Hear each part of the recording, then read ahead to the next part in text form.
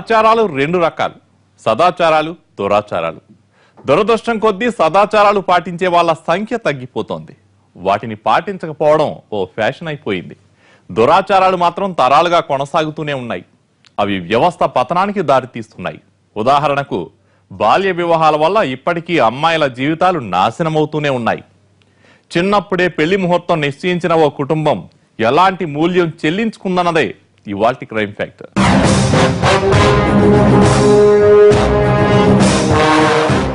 అప్పటి వరకు ప్రశాంతంగా ఉన్న ఆ వీధి ఆ రోజు రణరంగమైంది. నెత్తురు నేలపై చిందగా స్థానికులు ఆగ్రహావేశాలతో ఊగిపోయారు. అసలేమైంది? ఆ వీధిలో జరిగిన ఘోరమేంటి? తూర్పుగోదావరి జిల్లా గోకవరంలో ఇదో అందమైన ఇల్లు. ఆ ఇంటికి కొద్ది దూరంలో ఓ క్వాలిస్ సాగి ఉంది. ఇంతలో బయట నుంచి వచ్చిన ఇంటి యజమాని హడావిడిగా లోపలికెళ్లాడు.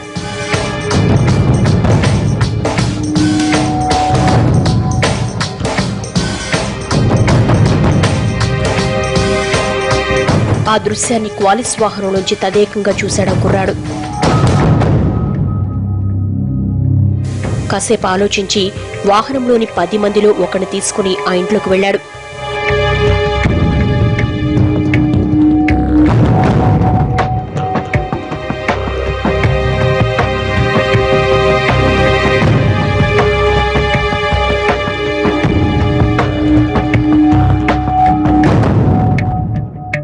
పది నిమిషాలు గడిచాయి.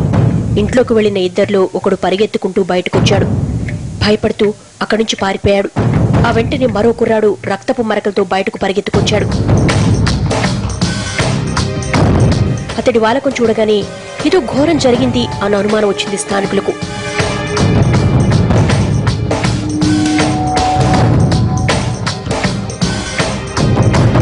ఆ ఇంటి నుంచి కేకలు, రోదళ్లు వినిపించాయి. అతన్ని రౌండప్ చేశారు. తప్పించుకోవాలని చూడడంతో చితకబాదారు.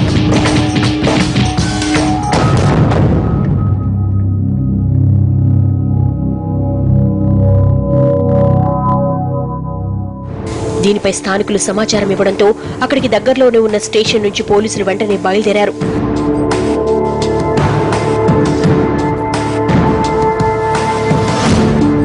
వాళ్ళని చూడగానే క్వాలిస్ లో ఉన్నవాళ్లు అక్కడి నుంచి చెక్కేశారు.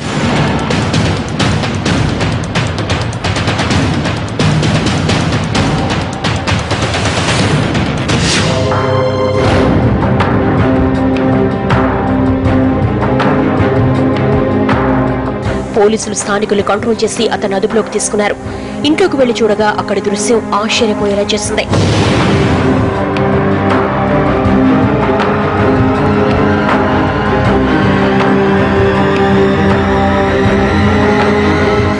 నేలపై నిర్జీవంగా పడి ఉన్న ఓ పెద్ద ఆయన పక్కన ఇద్దరు మహిళలు గుండెలు పగిలేలా ఏడుస్తున్నారు.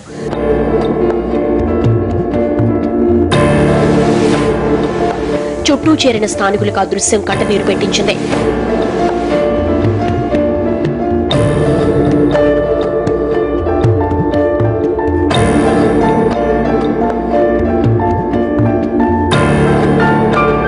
అదుపులో ఉన్న యువకుడు పోలీసులకు క్వాలిస్ నెంబర్ చెప్పాడు.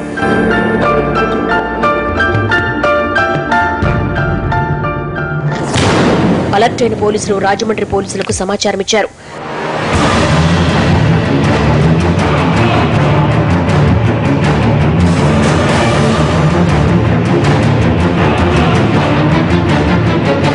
అక్కడి పోలీసులు రాజమండ్రిలోని కోటిపల్లి దగ్గర కాపు కాచారు.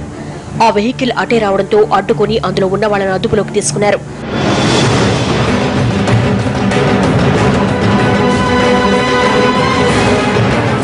ఆ హత్య, నిందితుల అరెస్ట్ అన్ని గంటల్లో జరిగిపోయాయి. ఆ హత్య ఎందుకు జరిగింది? చనిపోయిన అతను, పోలీసులకు చిక్కిన అతను ఇద్దరూ రాజస్థాన్ వాళ్లే. వ్యాపారం కోసం వేల కిలోమీటర్లు దాటి గోకవరం వచ్చారు. అక్కడ జరిగిన ఏ పరిణామాలు ఆ దారుణానికి దారితీశాయి? దొండగలు ఎందుకు అతన్ని చంపారు? గోకవరంలో సంచలనం సృష్టించిన ఈ ఘటనలో మృతుడి పేరు మోతీలాల్. ఆయన స్వస్థలం రాజస్థాన్. ఫిరోయి జిల్లాలోని కైలాష్ నగర్. పుట్టింది, పెరిగింది అక్కడే. అయినా మిఠాయి వ్యాపారం చేస్తూ వివిధ ప్రాంతాల్లో తిరిగే మార్వాడి వ్యాపారి మోతీలాల్ 10 ఏళ్లుగా ఏపీలో వ్యాపారం చేస్తూ తూర్పుగోదావరి జిల్లా గోకవరంలో కుటుంబంతో సహా స్థిరపడ్డాడు. భార్య పేరు పవన్య. కూతురు విమల ఇంటర్ పూర్తి చేసింది. కొడుకు ఇంద్రకుమార్ 7వ తరగతి చదువుతున్నాడు. బిజినెస్ చక్కగా సాగడంతో ఆ కుటుంబానికి ఏ లోటు ఉండేది కాదు. మమతానురాగాలతో నిత్యం సంతోషంగా గడిపేవాళ్లు.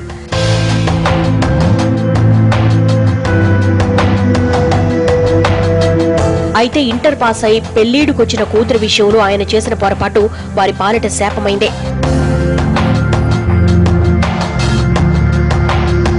ఆ శాపం పేరే శంకర్లాల్ పురోహిత్. ఇతను కూడా రాజస్థాన్ వాడే. చిన్నతనంలో నిర్ణయించిన ప్రకారం శంకర్లాల్ విమలకు కాబోయే భర్త,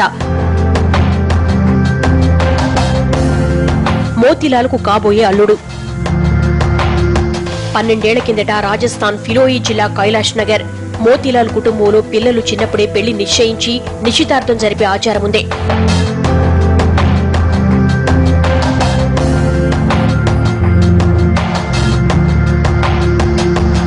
ఆ ప్రకారం విమలకు శంకర్లాల్తో నిశ్చితార్థం జరిగింది. పిల్లలు పెద్దవాళ్లయ్యాక సంప్రదాయబద్ధంగా పెళ్లి చేయాలనుకున్నారు. ఇందుకు కైలాష్ నగర్ ఊరి పెద్దలే సాక్ష్యం. ఇలా చిన్నప్పుడే విమల శంకర్లాల్ కాబోయే భార్యాభర్తలుగా ముద్రపడిపోయారు. కొన్నేళ్లకు మోతీలాల్ శంకర్లాల్ కుటుంబాలు వ్యాపారం కోసం ఆంధ్రప్రదేశ్ వచ్చాయి. పిల్లలు పెరిగి పెద్దవాళ్లయ్యారు. పెళ్లి నిశ్చయమైపోయింది, నిశ్చితార్థము జరిగిపోయింది. మరి ఏపీకి వచ్చాక ఎక్కడ తేడా వచ్చింది? వివరాలు